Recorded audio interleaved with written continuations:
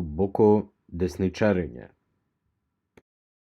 Добре дојдовте во уште една епизода од Дубоко десничарење. Денеска сакам да поразговараме за еден термин кој што и концепт кој што се вика анархотиранија, развиено од америчкиот палеоконзервативен мислител Самуел Францис и се однесува на состојба во доцната декадентна фаза на она што тој ќе го нарече менаџеријалистички режим, каде што државата, како што рекол македонскиот народ, за некого е мајка, а за некого е макеа. Во конкретниот случај, значи, имаме состојба кај што државата е мајка за криминалците, значи криминалот е мање више дозволен, државата може и да соработува со криминалците, у најлош случај, а у најдобар случај има страф од криминалците, има изгубено контрола врз својата територија и тука е анархијата и ова е многу добро познато како се манифестира у Македонија. А од друга страна, државата се изживува, ги тиранизира, ги тиранизира обичните граѓани. Значи имаме ситуации како што ни се више познати у Македонија, отворено се произведува и криумчари, и дрога, и оружје, и се бави све тоа албанската мафија, а македонецот лежи по 5 по 10 години за украдени кебапи. Македонецот не смее погрешно да се паркира. Све тоа. Тие се двата аспекта. Анархија за криминалците, тиранија за честниот граѓанин. Тоа е полошо и нормално, самоодбраната му е забранета на честниот граѓанин. Тоа е еден аспект на тиранијата. Значи, ова е полошо и од чиста анархија, пошто барем во чиста анархија обичниот граѓанин не е тиранизиран и е слободен да земе правдата у сопствени раце, и е полошо и од чиста тиранија. Ова ги содржи, значи, најлошото од двата света, и од тиранијата, и од анархијата.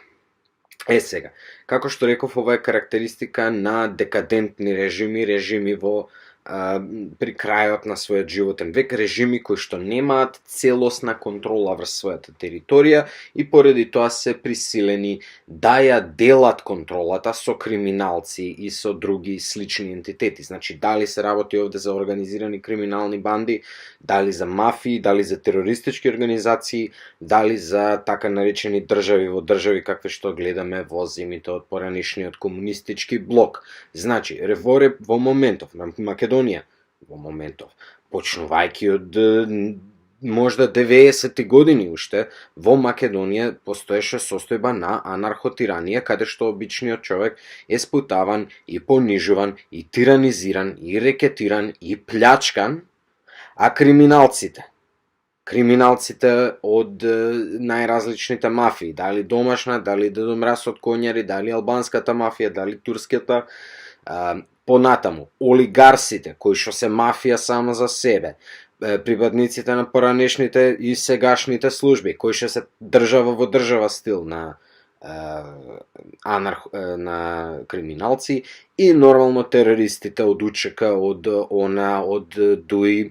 Значи тоа се све терористички организации. Тие луѓе им беше дозволено да беснеат низ Македонија, да прават што сакаат, додека обичниот граѓанин, етнички македонец прво и основно, нормално, не само што му е забрането да се брани сам себе, туку е и тиранизиран кога се обидува значи, да живее свој нормален живот, казнуван, затваран, све. Дури и, како што добро знаеме, беше осуетена одбраната на државата во 2001 година од страна на сојузници на криминалните и терористички банди во рамките на власта. За повеќе прочитете сведоштва од генерал Панде Петровски, жртва на анархотиранијата, по се изгледа, со чија што смрт е се уште нерасчистена, ако мене ме прашувате. И тоа е, всушност, добро има речено нашиот народ, за некого државата е мајка, за некого макеа. Анархотиранија е ситуација каде што државата е мајка за криминалецот, а макеа за честниот граѓанин. Обратната ситуација од анархотиранија би било нормално функционалната држава, каде што државата не дозволува криминалци да дивеат, целокупната територија на државата е под директна контрола на легитимната власт. Битна работа, тоа е битна работа.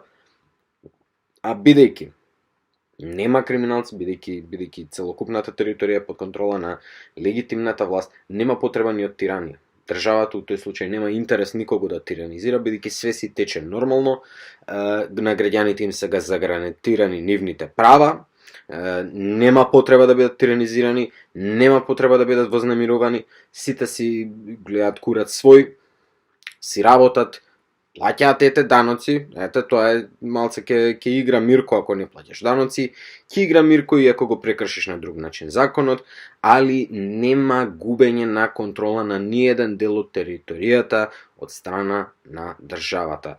Сега, само здрави држави ова можат да го одржат, само држави кои што се самоуверени у својот легитимитет, само држави кои што имаат полн легитимитет, кои што го црпат од нормално од трансцендентното, не само од волјата на граѓаните, туку и од вечните правила на управувањето кои што се предаваат низ традицијата на доброто владење.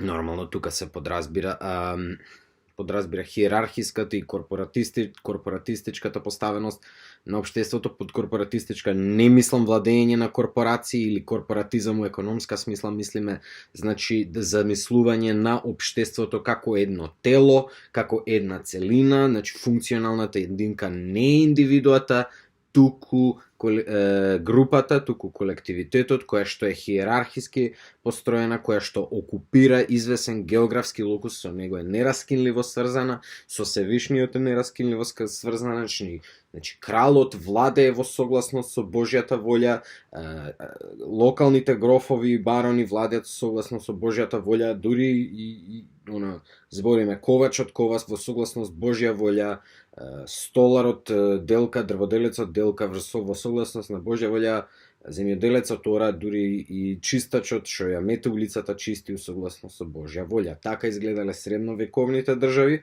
кои што не се наоѓале во состојба на анархотиранија, дури и кога губеле контрол врз дел од својата територија, таму никнувале други држави, немало вакви криминални, псевдокриминални организации кои што имаат некоја форма на полусуверенитет и екзистираат у сенката на државата. Сега, за да се постигне ваква здрава држава, ќе мора да се напушти либералната концепција за државата. За да се постигне таа работа, ќе треба да се напушти либерализмот како организационен принцип на државата и да се прибегне кон некои и либерални методи, и либерални идеологии, и либерални принципи за владење со државата. Идеално, јас би да овде имаме една монархија, меѓутоа сум отворени за други алтернативи, било што би било боле него анархотиранија, него ситуација каде што криминалецот е заштитен, а поштениот граѓанинот, човекот што само сака да си изгура еден живот, еден век, да е казнуван, да е спутаван, да е газен под нозе, да му се забранува основни слободи, значи слобода на изразување да му се ускрати, слобода на располагање со своите, слобода на живење, со друг збор, да му се забрани на македонецот да биде македонец, тоа мора да прекрати. А за да се прекрати таа работа, ќе треба малце повеше да се пушти долгата рака на државата, малце да ги расшамара криминалците, да ги расшамара терористите, да ги расшамара олигарсите, да ги расшамара дури великолепните служби. Ја мислам дека за таква работа треба само малце поише волја. Мислам дека физичките, материјалните предуслови се више. Јас правам муабет, сум у редовен контакт со македонски полицајци. Они се спремни да пердашат, они знаат кај се наоѓаат криминалците, само треба некој да дојде од горе и да им рече: луѓе, више нема соработка со овие фаци, од денеска ги шамараме. И тоа е тоа.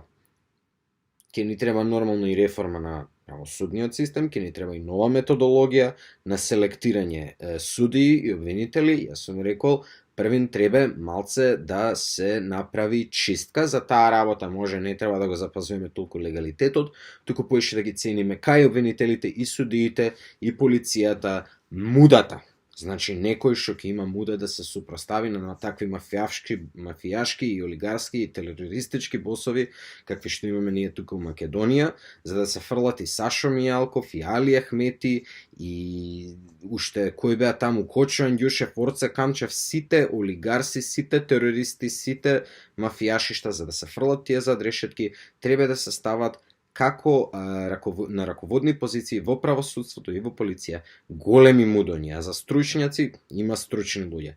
Прво и основно некој што нема страв, па ако треба и што е спремен да гине. Судијата Фалконе у Италија, кога ја кршеше мафијата, него го ликвидира, ама на крај ја скрши мафијата. Неуспешно. Успешно мафијата има решено само Чесаре Мори, префектот ставен од Мусолини, а Мусолини, како што добро знаеме, бил нелиберал. Бидете ми поздравени, се гледаме у наредната епизода на Дубоко десничарење. Чао, пријатно.